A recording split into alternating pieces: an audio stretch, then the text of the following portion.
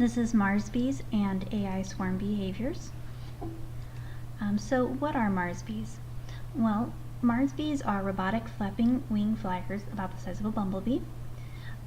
They were created as part of NASA's Innovative Advanced Concepts program. They're using them to investigate the feasibility of a flapping wing in the Martian environment with the hopes that it'll significantly enhance the Mars exploration mission. More specifically, the Marsbees themselves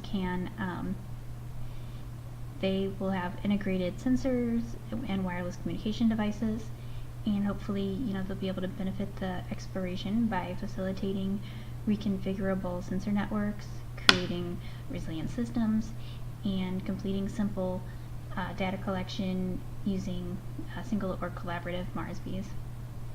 In addition to that, the swarm behavior has a lot of potential uses beyond just the Mars project. So where did they get the idea for Marsbees? Well, they got it by looking at nature. So they noticed that individuals in a natural swarm may show very poor abilities, but researchers observed that there was this emergence of intelligent group behaviors that was brought about through local communication and information transmission. This flexibility and robustness of emergent behaviors allowed the swarms to complete complex tasks. So they could do things such like, path planning, nest construction, task allocation, and many more things. So what is the swarm AI then? Swarm AI is going to be the behavior of natural systems, or swarms, reproduced artificially.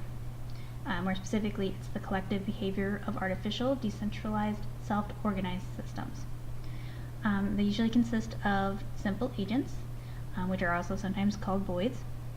And what these agents do is they interact locally with one another and their environment.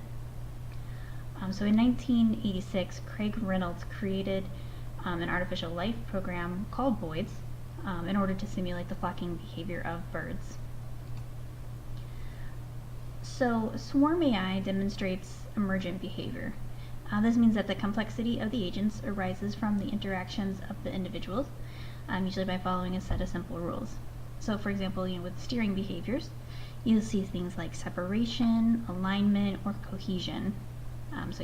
Avoiding crowding, steering towards the average heading of their other swarm mates, or steering to move towards the average position of their local swarm mates.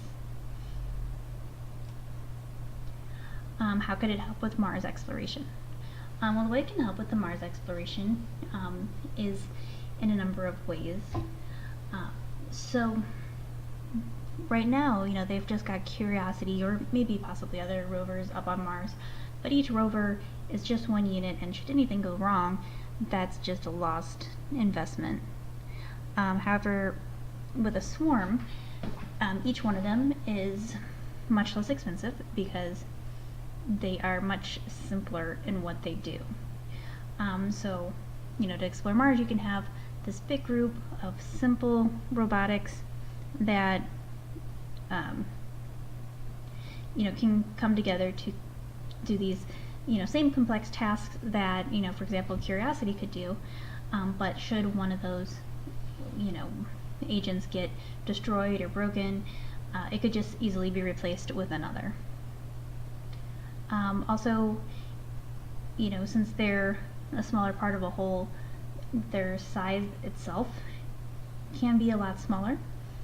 And so what that means is that it has better power usage, more flexibility, it can travel faster, easier, and then, since it's also that smaller design, it can fly.